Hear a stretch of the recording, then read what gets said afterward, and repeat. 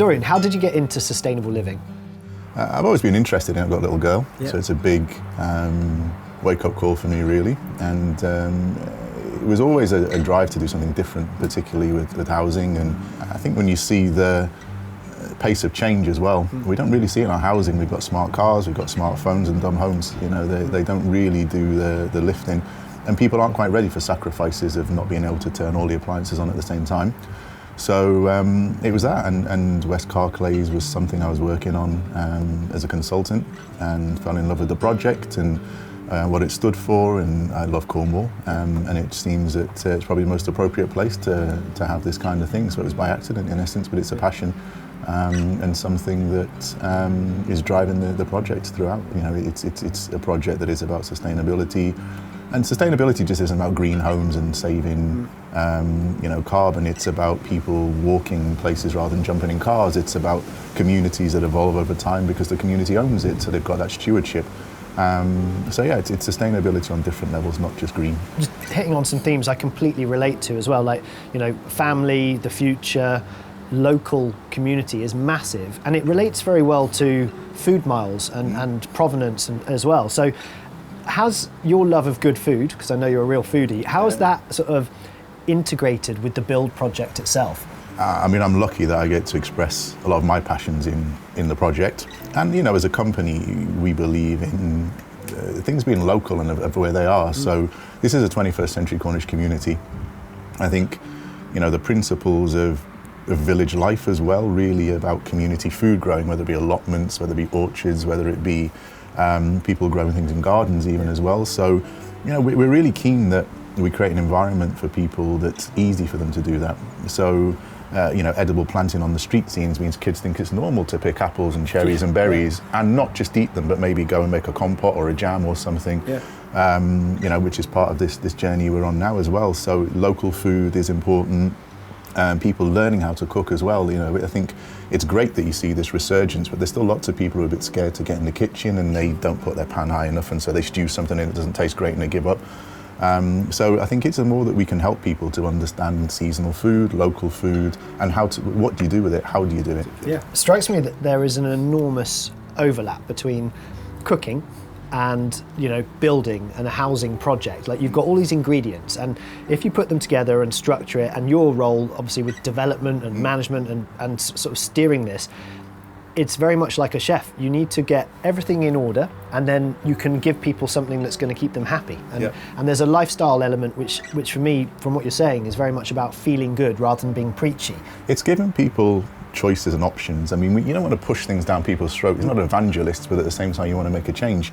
And particularly for young people, our school will be one of the first net carbon zero schools, and it's the only school to have a learning curriculum with Eden Project. Yeah.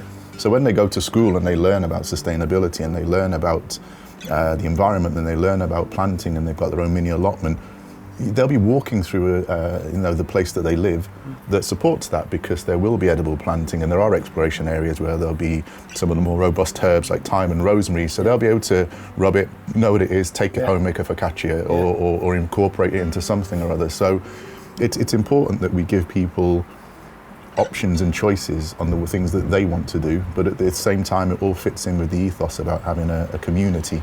It sounds as well like very much grassroots kind of sustainable living. So give it a go. A lot of people think of sustainable living as expensive, and you need to have loads of money to have solar panels. But have you got any plans to make green technology as well as the food side accessible for people living at West Carclaze? So every one of our homes has solar panels on the roof. We've got air source heat pumps. We've got mechanical heat ventilation recovery system, which is great for people with allergies. It's great for people with asthma. In lots of builds, particularly old builds, you get mold spores between the cavities, and it triggers people's breathing difficulties as they get older, or if they've got some kind of respiratory disease. So our homes don't have that, and the air is circulated and cleaned a couple of times an hour. It goes through pollen and pollution filters, so it's really healthy for people. But the cost is in buying the home, and our homes are a very similar price to another home that you might buy down the road. But it takes 32% of the energy bill to heat it, which in this current climate and the way things are going is really important. The long-term ownership as well is that we've worked very hard to think about, you can have air source heat pumps and you can have these very expensive units that are £6,500 that sit outside and make a lot of noise. We've got an innovative solution that sits on top of the boiler in the house, doesn't make hardly any noise. But when that part of the top goes, it's much cheaper. So it's not just the initial investment, it's the running cost. It's really sort of like a no-brainer when you put it like that. It's kind of, when you've got technology working for you seamlessly without sort of in any way being an eyesore or getting people's backs up by being risky, or it's a real sensible move. I think as well, people aren't just buying into the home, they're buying into the community like that you're creating, which obviously fits within the scope of a wider Cornish community. Food and drink, massive part for me. Yes, please, thank you. But how would you say that the culture that you're trying to create, the village life, how does that feel?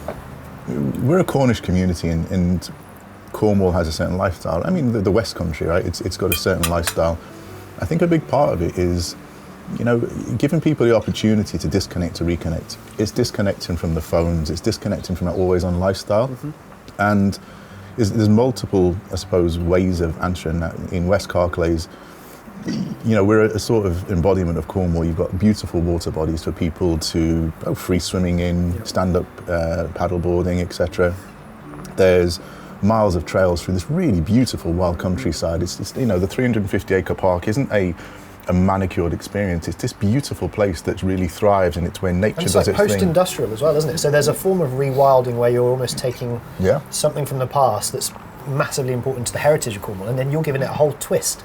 Well, also it's making it accessible as well. So when you've been mining in areas for a long while, or when you've got things like rhododendron, for example, which is an invasive species, and it's very beautiful, but it means that you don't get that diversity that you would have normally. So part of our job is to make sure that we restore these areas, that we've got these mitigation measures where we bring things back that are traditionally Cornish, and we create heathland, and we use, we're very passionate about woodland planting as well, because it's good for CO2, but it's also bird migration patterns.